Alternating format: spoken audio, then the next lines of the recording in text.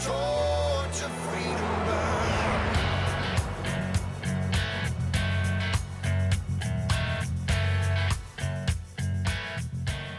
This is the intersection of faith and the culture. It's WallBuilders Live. We are talking about the hot topics of the day from a biblical, historical, and constitutional perspective. I'm Rick Green, former Texas legislator and America's Constitution coach. David Barton is America's premier historian and our founder here at WallBuilders. And Tim Barton's a national speaker and pastor and president of WallBuilders. And we want to take you out to the ProFamily Legislators Conference. We've been doing this over the last couple of weeks, just kind of interspersing some of those talks from the Legislators Conference that were just absolutely amazing, by the way. And if you missed any of those, be sure and go to our website today at wallbuilderslive.com. You can get Mike Johnson, June Hunt, Kelly Shackelford, Rabbi Lappin. We've got David Barton's presentation we're actually going to be airing this week, and then there will be more in the weeks to come, including former Congressman Bob McEwen, who we absolutely love having him on the program and having him speak at the conferences as well. So we are just chock full of good programming for you, as always, but these are just kind of special because these are folks we love, and we love watching them share with the state reps, the state senators across the country, and giving them a chance to be empowered with education and action steps to go back into their states and take that into their legislature. So it's just good stuff and kind of cool that you get to hear it here on WallBuilders Live. So we're actually going to take you out to the conference right now. This is David Barton at the ProFamily Legislators Conference. Let's kind of look back over things that have happened the past year, see if we can put a biblical, historical, constitutional perspective on them. At WallBuilders, that's what we say our kind of motto is, to present America's history and heroes with an emphasis on America's forgotten religious, moral, and constitutional heritage. So I want to take a look back by choosing an issue that's been a lot in the news last year, and that's been the issue of history. History, we've seen what's happened with school boards, with CRT, with all sorts of other things. There's a great quote from George Orwell where he says, "Who controls the past controls the future. Who controls the present controls the past." Now, I'm going to take that quote and break it in two parts. He says, who controls the present controls the past. Well, who controls the present? The people right now teaching history, they're the ones who control the past. So the ones who are in colleges and universities, the ones who are in high schools and junior highs and elementary schools across the nation, they control the past. This is what drives the past right now. So the present controls the past, and whoever controls the past controls the future. So what's being taught in classrooms right now is going to tell us what we're going to be in the next generation. The very things that we teach about who we are as a people, what we've done, what we haven't done, whether we have systemic problems or not, this is what determines who we will be. Now, this is what parents are starting to figure out right now at this point, is the significance of this. What we are seeing today was really introduced, the seeds were introduced back about 1980, actually before that, but 1980 is when it really came to notice. And we're told in Matthew 13 that there was a good field, and the servants came to the master and said, hey, the enemy came in and sowed all sorts of tares in the field. What do we do? And the master said, well, it's going to grow up. The wheat and the tares are going to grow up together, and there's going to have to be a harvest at some point in time. That's where we are now. The wheat and the tares have been growing up together. We've had people who said America's got good stuff, and then we had people like Howard Zinn, who was a history professor. In the 1980, he came out with this book, The People's History of the United States.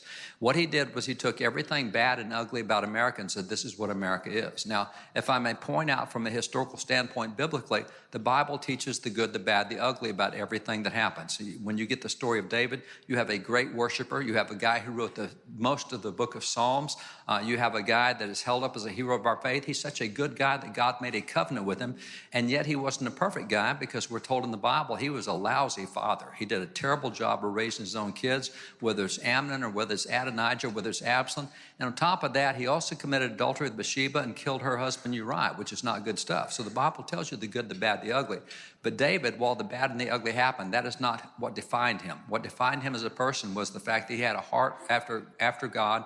He repented, he turned, he went in the right direction, he acknowledged his fault, he did the right things, and what he did in the latter part of his life was really significant. That's what we celebrate. What Howard Zinn would have done is, I'm going to tell you the story of David, and all I'm going to tell you is David and Bathsheba and David and his sons. If we only heard the story of David the way he would have told it, we would never read another psalm in the Bible. We would cancel the book of Psalms in the Bible, because there's no way I can read a psalm from a guy who did that, if that's all we told. And that's what he did about America. He didn't tell the good, he told the bad and the ugly. And so we started getting a very jaundiced view of who we were as Americans. It's called deconstruction. We're going to tear this down, we're going to make it look bad. We've seen it really come to fruition in the last 5 to 7 years. If you go back to the College Board, and the College Board is what produces the SAT test, one of the two college-bound tests, SAT, ACT, or the primary test. The College Board also does the AP courses, and there's 47 different AP courses, including AP U.S. History. All right, friends, quick interruption here. You're listening to David Barton speak at the ProFamily Legislators Conference. Stay with us. Quick break. You're listening to WallBuilders Live.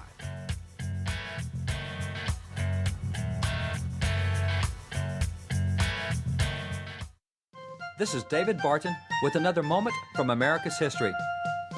What is the purpose of government? Founding Father Oliver Ellsworth believed he knew. Oliver Ellsworth was a delegate at the convention which formed the Constitution, and later he became the Chief Justice of the U.S. Supreme Court. Concerning the purpose of government, Oliver Ellsworth declared, "The primary objects of government are the peace, order, and prosperity of society."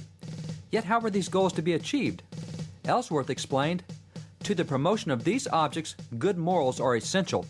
Institutions for the promotion of good morals are therefore objects of legislative provision and support, and among these, religious institutions are eminently useful and important." Founding Father Oliver Ellsworth believed government could never reach its goals apart from the help of religious institutions.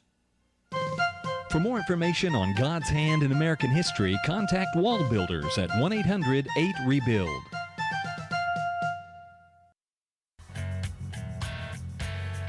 We're back here on WallBuilders Live. Thanks for staying with us. You're listening to David Barton present at the ProFamily Legislators Conference. Let's jump right back in where we left off before the break. Now, an AP course is something you take in high school that if you're a really sharp kid, you're going to get college credit while you're still in high school.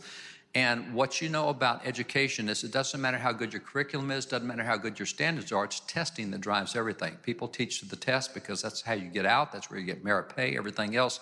So the test is what determines it. So when David Coleman, the College Board, came out in September of 2014 with the new AP history standards, they're 162 pages long. And as you go through the history standards to see what we learn about America, what's more significant is what we don't learn about America. Now, I've been appointed in a number of states by state boards of education, by governors, others, to review the history and social studies standards in various states. What's significant is I don't look for what's there, I look for what's not there. I think what's not there is more important than what is there. I mean, nobody's going to come out and say Abraham Lincoln dropped a nuclear weapon on Thailand to end World War XII. We'd all laugh and say that's stupid. Abraham Lincoln didn't have nuclear weapons. We didn't go to war with Thailand. There's never been World War XII. But if they just didn't say anything at all about Abraham Lincoln, a lot of people wouldn't notice that. So you start looking for what's not there because what gets dropped out tells you a whole lot about what's about to come. And so when you look at what's not in the standards, it's interesting. You go through, oops, this went on its own. Well, it had its own mind. I'm going to back you up anyway. I'm going to show you some of the previous stuff. What is not there is, what you may have seen is none of the Founding Fathers. So those guys are all gone. So we have an American history stuff, but no Founding Fathers in the same way. There's nothing in the American movement for independence, neither the first battle nor the last battle nor the battles between. There was Abraham Lincoln as a figure that didn't exist. So whether it's his assassination of the Lincoln-Douglas debates, whether it's the Emancipation Proclamation, the 13th Amendment, that's not there. And if you don't have Lincoln, you don't have the Civil War. So there's neither North nor South, no military generals, no military battle presented in AP. This is the top history class for these kids. World War II, we don't talk about any of the battles, whether they're on the European side or whether they're on the Japanese Pacific side. We don't talk about any of the major leaders, whether they were the European leaders or whether they were the Pacific leaders. We don't cover either side of World War II. We don't even cover the enemy. We don't cover Hitler. We don't cover the Nazis. We don't cover the Holocaust. All of this is gone from AP U.S. history. Now, there's 460,000 students that take this in their senior year. So what we're looking at now is 460,000 kids right now going through American history and getting none of the stuff that we traditionally would have told about America. So if we don't cover this, there's got to be something, because if you got 162 pages of standards, you got to be teaching something. What are you teaching? Well, what we do teach is we do teach about World War II, but with a little different perspective.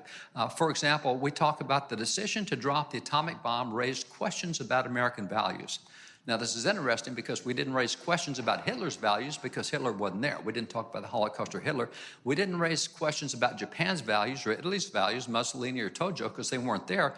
But we do raise questions about American values. Literally, you can go through this course and come out thinking America was the bad guy in World War II because you haven't presented anything. And again, what's missing is what's more important oftentimes than what's there. If you had known the history of Japan and the history of Germany, you wouldn't buy this statement right here. But if you know the history, you don't buy this statement. This is what's happening with the critical race theory and other stuff. The only reason it's getting traction right now is because we don't know our own history. If we knew our own history, we would not buy into the stuff. We would laugh at the people saying this stuff because it's ridiculous, because we know our history, except we don't know our history. So what happens? So, I mean, how in the world does this raise questions about American values? Let's do a quick review of World War II. World War II, there were 60 million lives lost in World War II. Actually, closer to 68 million is the newer number they have now. And part of that occurred in the European theater. About 48 million is what they now say in the European theater, and about 20 million in the Pacific theater. The European theater, let's deal with it first. We finally brought World War II to an end in Europe when we decided it's time to do a D-Day type invasion. It took America about 4 years to actually come up with the strength to do it. At the time that World War II began, we were still using World War I battleships and World War I biplanes in our Army Air Corps. We had decided that World War I was the war to end all wars, and we were not going to go to war again, and we're not going to do any military stuff because that would encourage war and progressive thinking. And so we didn't, and that made us easy to attack. So we decided, one of the things that we have a lot of fun with at WallBuilders is we have a daily radio program, and about once every 3 to 4 weeks, we'll interview a World War II veteran. And remember Tim and I were interviewing this guy. He was 18 years old in the war. He was the pilot of a B-24 Liberator bomber. And at the age of 18, he was in charge of the crew, and there was 10 people on the crew. So here he is at 18. He said everybody on the crew was 18 years old except one guy who was 22, and they called him Pops because he was so old at 22. And he talked about how they came in one day, had 107 holes in this B-24 Liberator. It was just such a tough boxcar that you just couldn't shoot it out of the sky. And as he was telling us what was going on, and again, we were covering this thing about, America wasn't prepared for World War II, but Detroit got engaged in this. And every 55 minutes, we were turning a new bomber off the assembly line in Detroit. Every 4 days, we were turning out a Liberty ship. And some amazing stuff, what America did to mobilize and do. And it takes us, 4 years to come up with a website for a stupid health care plan, whatever it was under Obamacare.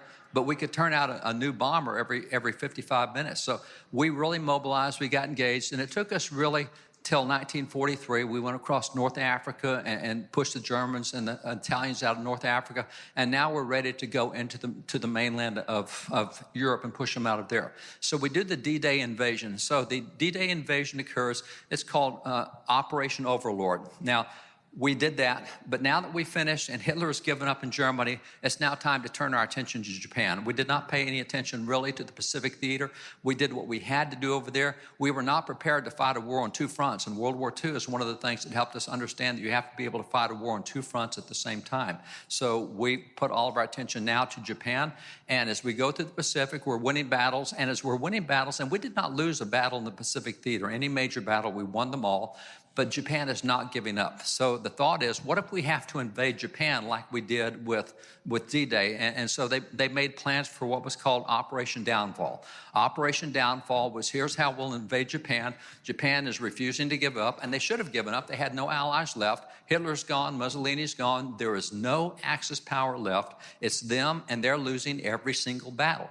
There's no reason for them to stay in the war, but they refuse to give up. So we say, maybe we've been bombing them from the air, all the stuff with General Curtis LeMay, the Army Air Corps. We've been taking B-29s all over Tokyo, dropped traditional bombs in Tokyo, killed 100,000 in Tokyo with traditional bombs, and they still won't give up. And so we're doing all this bombing, and they won't give up. What do we have to invade? And so, in planning what might happen, we found out the Japanese, we have to plan differently because they have a culture that glorified death and dying.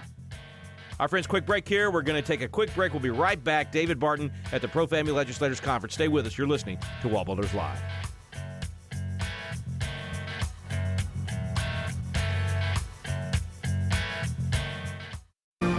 Have you noticed the vacuum of leadership in America? We're looking around for leaders of principle to step up, and too often, no one is there.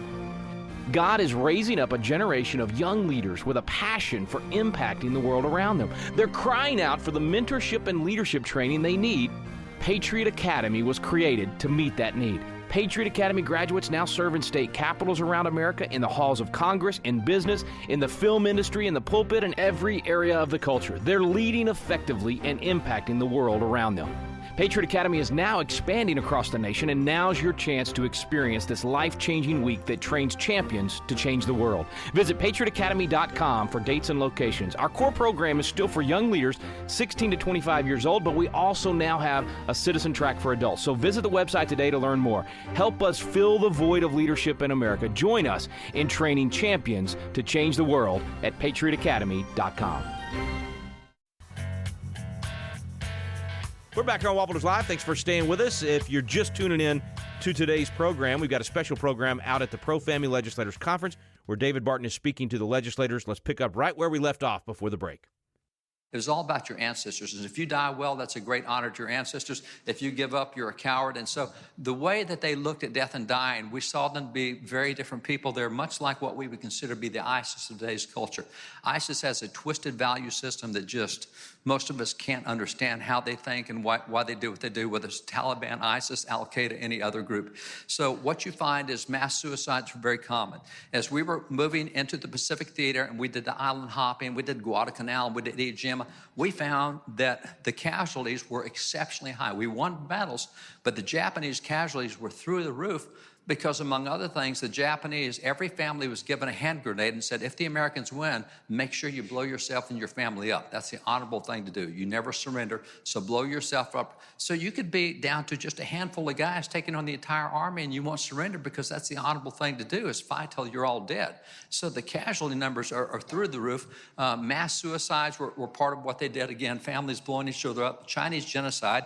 We know that Hitler killed 6 million Jews. We rarely hear the Japanese murdered 10 million Chinese. They wanted to wipe out China, wipe out the Chinese. There's still a huge antipathy today between the Chinese and the Japanese.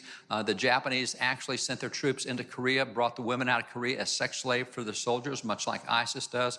There's just so much tension among those nations over there as a result of World War II. So the Chinese genocide, the beheadings that went on, there were 10 million of the Chinese killed in the same ways. The Japanese trained their teenagers to deliver suicide bombs. 3,400 suicide bombs were delivered by teenagers. Sounds a whole lot like ISIS. Doesn't sound like the Japan we know today. The Japan we know today is not the Japan that we fought in the war. They were reconstructed by America. MacArthur went in and made a big change in 7 years with them. So 3,500 suicide bombs, teenagers were doing these. We also didn't just have torpedoes in our ships. They were manned torpedoes. We actually had Japanese who would drive the torpedo. Why not just let a submarine shoot it and sink the ship? No, because it's glory. It's glory to die for your country. It's a great thing for your ancestors. So they actually had manned torpedoes. In the same way, prisoner treatment. They had beheading competitions in the prisoner of war camps to see which of their officers could behead 100 prisoners the fastest. And they often had to have runoffs. Man, that was a tie. Let's bring out 10 more prisoners and see who can do the 10 fastest. I mean, the beheadings, the executions were terrible. This really showed up with the treatment of American prisoners of war. We had death marches. Anybody that was sick or hurt or fell out was killed on the spot. This was actually one of the World War II banners, or World War II war bond posters said Japs bayonet U.S. wounded ambushed on Pacific Island. We learned early on how the Japanese thought about prisoners. One of the things that happened early in the war was an American submarine was captured by the Japanese. The Japanese sailors took every American seaman up on top of that submarine, laid them down on the deck, and took a sledgehammer and squashed every head, just like a melon. Went down, did every one of them. So we said, man, these guys, they're not like the normal enemies we have. They really are different in it. So what they did to Americans, they literally were a culture that glorified death and dying. And so this is why they won't give up. They have no reason to be in the war except this is the way they think. And so the question is, okay, if we have to do this Operation Downfall, if we have to make an invasion of Japan, what's it going to cost? What are the casualties? General Curtis LeMay, who was over the Army Air Corps, became the Air Force general after the Army Air Corps became the Air Force. He got the estimates back and said, well, if we invade Japan, given the mentality they have, given the fact of what we've been doing to them, we've been bombing them from the air, they still won't surrender, we're looking at 1 million Americans will probably die as a result of the invasion. We're looking at another 2 to 4 million Allied deaths, counting the French and the British and the Australians, those that would have to invade with us. And you're going to have to kill somewhere between 5 and 10 million Japanese before they give up. So you're looking at 15 million deaths if you have to invade. They gave that option to President Truman. President Truman had that option, and they said, by the way, President Truman, last week we just tried a bomb that worked out in the desert over here. Maybe that's something you want to consider. And literally, it was the week before that we'd had a successful test of the atomic bomb. So the week before, and Truman says, no, we're not doing 15 million, use that bomb. So what happened becomes significant because we ended up dropping the bomb first, Hiroshima, August the 6th, 1945. 3 days later, August the 9th, 1945, Nagasaki. Now, as a result of those two bombs, the war comes to an end. There were 150,000 deaths caused by the blast, 150,000 more deaths caused by the radiation. So there's 300,000 deaths. But compare that to the possibility of 15 million. So I'm not sure what the problem is with American values here. We could have killed 15 million, but we only killed 300,000. You're upset at us. And by the way, we didn't start this thing, and they should have surrendered a long time before, and we gave them lots of options to. And then let's also talk about American values and something else that happened, because the 300,000 that were killed in the two bombs is less than what the Japanese killed in one prisoner of war camp. According to war historians, there was one Japanese prisoner of war camp where they beheaded more than 300,000. This happens to be an Australian prisoner who's being beheaded at the time. This is one of the famous pictures from back in the day. So we killed less with two atomic bombs than what they killed with beheading in a prisoner of war camp. And we're the bad guys in this somehow. And so you continue on about this, and you say, well, the other thing that's interesting is we did drop bombs. And by the way, we were doing traditional bombing off the other islands coming in, like in Tokyo. We did not bomb a city in Japan till we had first dropped 70 million leaflets into Japan. An interesting thing about these leaflets is these 70 million leaflets on the back, it says Japanese people. We don't want to hurt any Japanese person, but we are going to destroy military facilities here. On the back of these leaflets, they list a total of 35 cities that are going to be targeted by the American allies, including Hiroshima and Nagasaki. Our friends, one more interruption today. You're listening to David Barton speak at the ProFamily Legislators Conference. That's actually going to be throughout this week, so it's a 4-part program to share it with you here on WallBuilders Live. Let's take a quick break. We'll be right back on WallBuilders Live.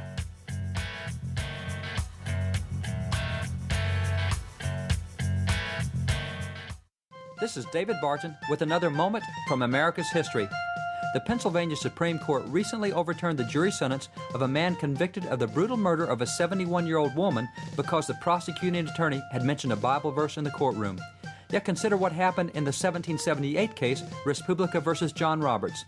Thomas McKean, a signer of the Declaration of Independence, was the Chief Justice of that court, and addressing John Roberts after the jury had sentenced him to death for treason, McKean told him, "You will probably have but a short time to live. Before you launch into eternity, it behooves you to repent of your evil deeds, to be incessant in prayers to the great and merciful God to forgive your manifold transgressions and sins, to teach you to rely upon the merit and passion of a dear Redeemer." This prominent founding father actually delivered a salvation message to the defendant in the courtroom. For more information on God's hand in American history, contact WallBuilders at 1-800-8REBUILD. We're back here on WallBuilders Live. Thanks for staying with us. Let's get the conclusion for today of David Barton speaking at the ProFamily Legislators Conference. We won't be able to get the whole program in. We'll pick up tomorrow and actually hear this throughout the week, so stay with us. Here's David Barton at the ProFamily Legislators Conference. We told them the cities we were going to. We said we don't want to hurt a single civilian, so we're giving you forewarning to get out of these cities. We are going to destroy the military plants there because we're going to stop the war, but we don't want to hurt a single civilian. Now, if you're an Allied pilot, if you're a United States Air Corps pilot, this is not good news because you've now told the enemy where you're going to attack. So guess where all the anti-aircraft guns were? 35 cities have anti-aircraft guns waiting for the Americans. So we went out of the way to save the lives of the enemy who have been killing us and killing our soldiers and sailors, and we're telling them that we're coming after you. And on top of that, we also captured the island of Saipan and set up the radio station KSAI. Every 15 minutes, we broadcast onto the mainland of Japan to Japanese people, that big bomb is coming. We have one bomb that will do what 2,000 B-29s do. You've seen what a B-29 can do. You saw what happened in Tokyo. We have one bomb that will do what 2,000 B-20. Get away. Move away from those areas.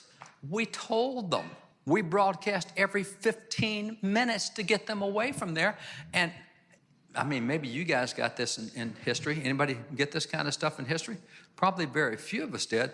If we had this stuff in history, might we have a different view of World War II? And if we knew this part of history, would we buy into this thing about questioning American values? So, this is what kids today are being taught. You need to question American values. And by the way, can you name other nations that defeat a nation and then go in and rebuild it afterward? This is Nagasaki today after we rebuilt it. When Douglas MacArthur was given charge of Reconstruction Japan, he said, first thing, if we're going to change these people, he said, the first thing I need is missionaries. He asked for 5,000 Christian missionaries to come, and he asked for boatloads of Bibles to come. You'll find that in the next 3 years, the Bible was the #1 best-selling book in Japan. That's kind of interesting. Now, the Japanese people are not a Christian people today, but the Bible helped rechange their thinking on everything. Instead of just land being to the elite wealthy, suddenly everybody could own land. Suddenly women could vote, and women could be involved in politics, and whole culture changed with MacArthur. Within only 7 years, the world voted to invite them back into the United Nations, let them be part of the rest of the world, because they're really a civilized people today. 7 years is all it took to rebuild that. So this is the rest of the story. And again, this is not what you get. What you get is deconstruction. We're going to tell you how bad America is by leaving out all the things that you should know about America. So this is part of what's going on. How bad is it? Well, the American College of Trustees and Alumni, which represents the college boards, the regent boards, alumni boards, all these different boards, every year they look to see how are colleges handling different topics. And they decided, let's look at the history majors. If you go to college to be a history major, what happens while you're there? And they choose to look only at that year's listing of U.S. News and World Report elite colleges and universities in America. So that particular year, there were 74 elite colleges and universities in America. They called the study America's Past Passed Over. And what they found was they said, if you go to these 74 elite U.S. News and World Report, if you go to these 74 universities to get a history degree, at 62 of the 74 universities, you will not have a single course in American history, not one. All right, friends, we are out of time for today. That was David Barton speaking at the ProFamily Legislators Conference. We're going to pick up tomorrow right where we left off today, and we'll carry this throughout the week, at least through Thursday, and then Friday we will have a Good News Friday program for you. So be sure and tune in the rest of the week. Thanks so much for listening. You've been listening to WallBuilders Live. We stand undivided forever.